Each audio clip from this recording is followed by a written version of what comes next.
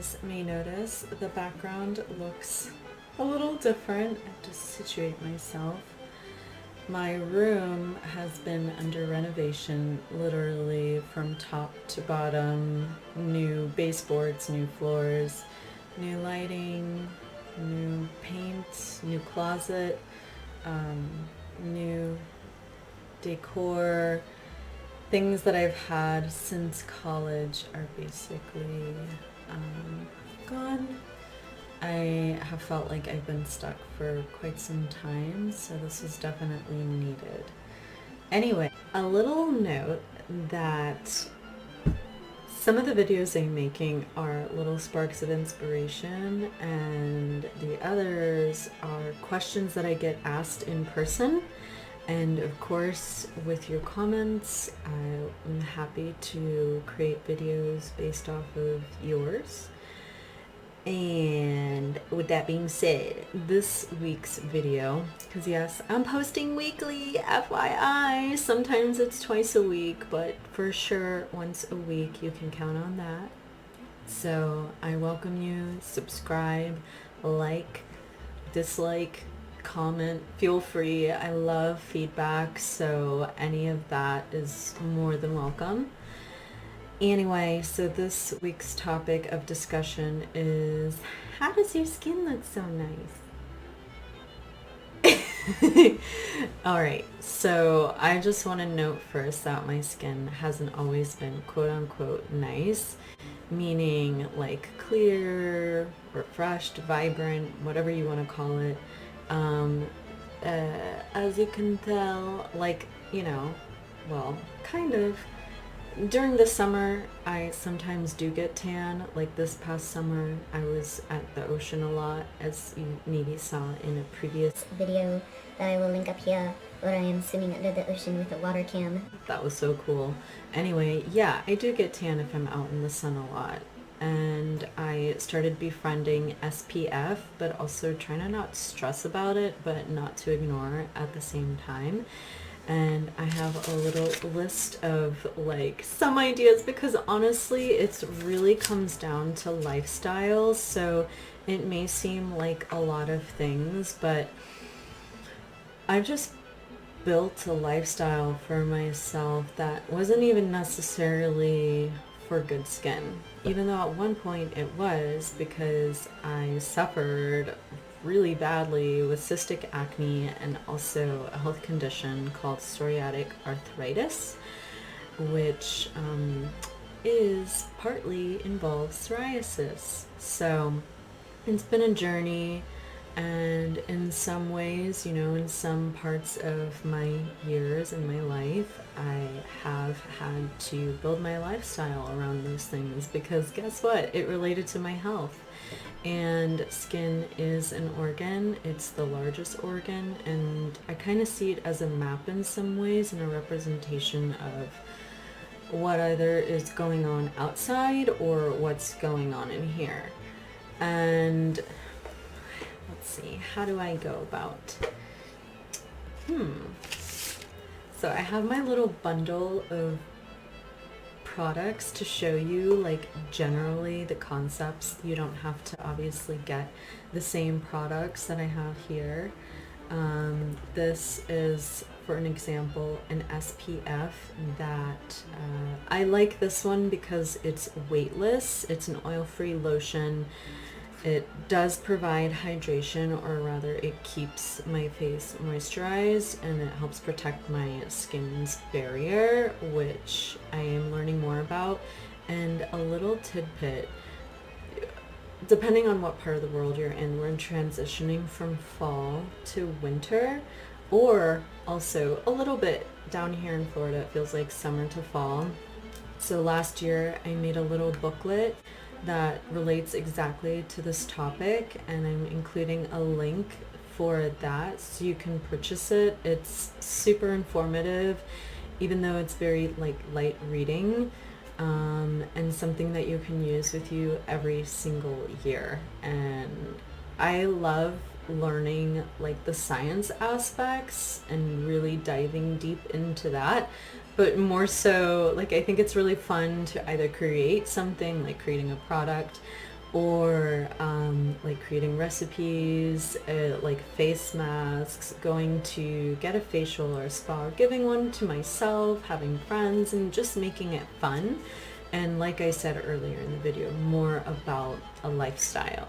So yeah, this became my friend this summer because I was also going to a book club that was hosted on the beach every week, and we would be out there for hours, and that is mainly why my skin color changed. And then of course I went on my like scuba diving sessions throughout the week. And yeah, like, you know, the sun is healthy, but is healthy and all of that. At the same time, it is good to take into consideration like protecting our skin as well from the elements. You know, I lived in New Mexico, and high altitude, yeah, we got a lot of sun. We also got a lot of wind. And so, you know, it just depends on what is important to you, because at the end of the day, it's really about who you are as a person and your well-being. And let's see, nutrition. I'm going to read this list. First, I'm going to read this list off so, you know, if you're short on time, you can at least get the gist. First I have is the sun care and the SPF. Nutrition has always been helpful. Water, making sure you're drinking enough of it.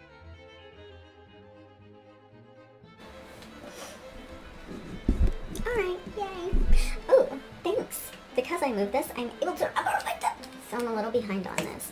But another important aspect of skincare is drinking a lot of water. And this is a gallon. I got this off Amazon. They have different colors that you can choose from. But here it gives you like little motivational messages. So when I'm out and about, I do bring this with me and I leave it in my car, and I take you know, bottle. Like this actually has kombucha in it, and this I just reuse it for a bit and just fill it up with water, and that's like where I drink from. And you know,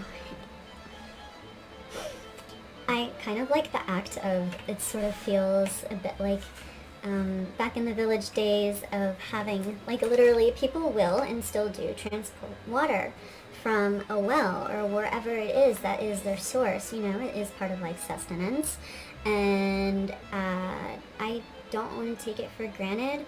And yeah, it's just like feels very replenishing and relaxing to hear the water being poured into my glass, which I actually need to refill.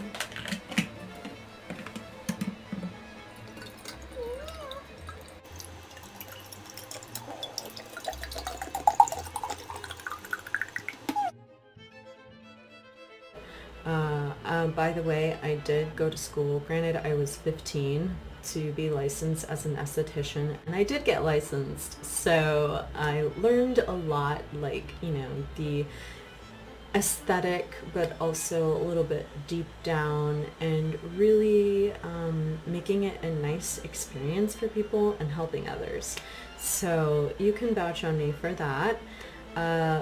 Breath, like breathing yourself, but also letting your skin breathe. So during this pandemic that we've all been experiencing, and I feel like more the cultures and the people who live more in tune with nature have an easier time doing this, because not only are you breathing and are you letting your skin breathe when you're not like covering it with so much stuff that is only meant for, you know, appearance purposes or, you know, stage purposes, say you're in theater or something like that. But yeah, you can let the good things come in as well. I live in Florida, so I have higher humidity, and I feel like that is a friend to my skin in terms of moisture and hydration. Fresh air, just letting it breathe. Next tip is stress management. There are all kinds of things that you can do for that. Your expression, and by the way, I'm going to go a little bit more in detail, but just kind of going off the list right now. Expression, Honestly, like smiling, like a genuine, just gentle smile. Like sometimes we carry tension in our face and we don't even realize it.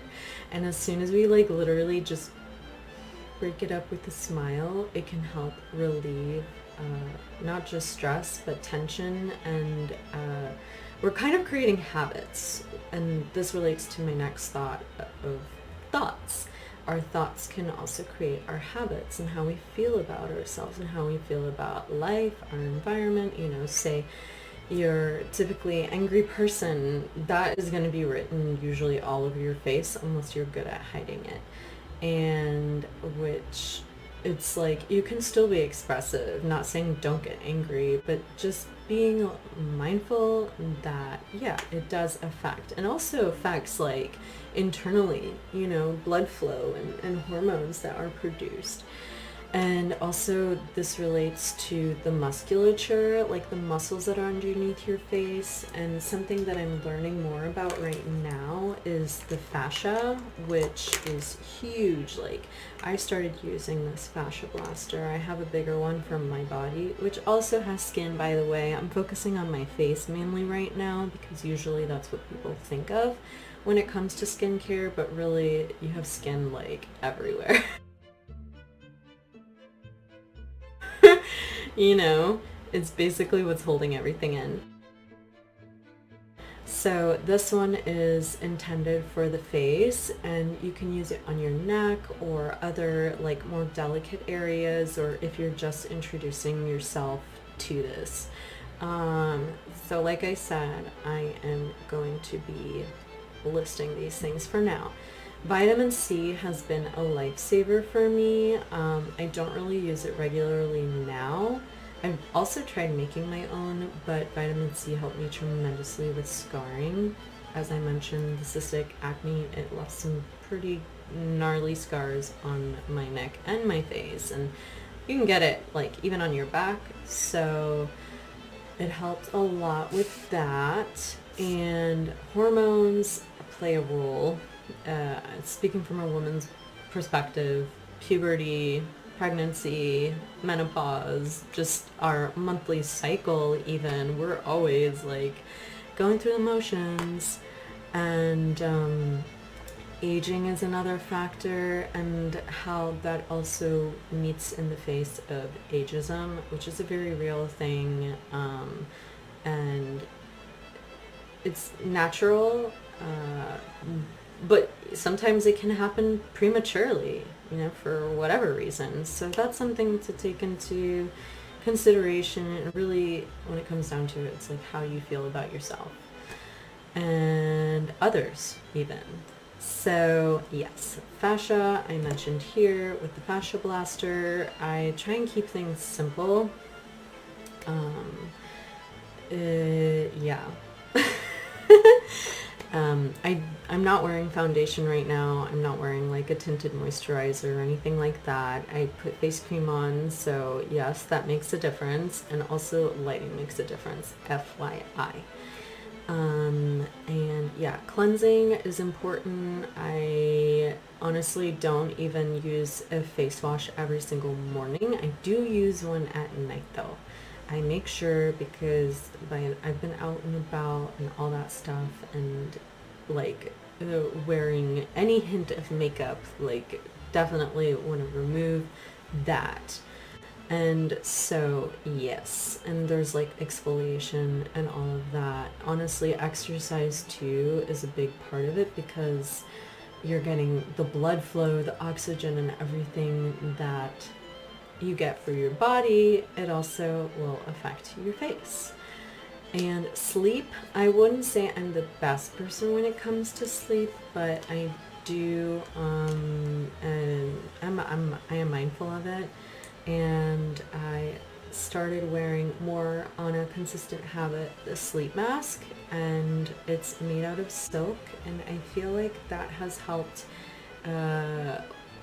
just be more restful, which I think is, you know, another big part of sleep. But I feel like it's also just makes me feel softer and more gentle, which helps with skincare as well. Screen time, like right now, I'm in front of a screen. I'm also mindful of that because the light does emit, and it can be very subtle, and a lot of things that affect our skin, we can't actually see it, like pollution, for instance. And also for the ladies who get their nails done, I would recommend, obviously, talk to your nail technician because I don't know if that would get in the way of your actual, nail art. But I would recommend putting sunscreen on your hands because my understanding is that you put your hands in a UV light to basically cure the nails. And also when you're driving, this is something that I recently started doing just because I noticed, my hands seem to like be a little bit not looking like the rest of my body. So I just use, it smells delicious by the way. I'll link this one because I highly recommend it. But yeah, using that on your hands just throughout the day after you wash and all that. So yeah, clothing also takes, some people get irritated. Some people have to be careful what laundry detergent they're using. Also, like, if you find that you struggle a lot with like oil production and stuff, just being mindful of hair and touching your face and all of those things. And of course, it's nice to like get a face massage and all that, and not to treat yourself like like I can't touch myself, but just I feel like people generally have a good sense of like what feels good and what doesn't. Also compresses, like say if you have an extraction that you want to do, or even if you can not do an extraction but just calm the inflammation that's going on, you can make compresses with tea, cheesecloth, anything that's soft and gentle. So yeah, we talked about moisture and hydration. I also, every once in a while, sometimes I go through my phases of taking steam baths, also going to the sauna. Well, actually, I do both of those regularly, one or the other. Those I find help me with my overall like well-being, but my skin. And also this one is a little bit like controversial, is detox, because our bodies naturally like do that on their own. But I find little things like having a good tea, like with raspberries or something that is nourishing for my liver, like dandelion, those can be honestly, that has helped me.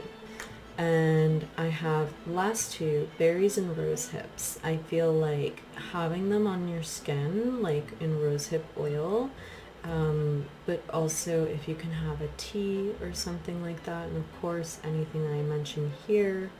I don't know what my viewers are dealing with, and like please comment below.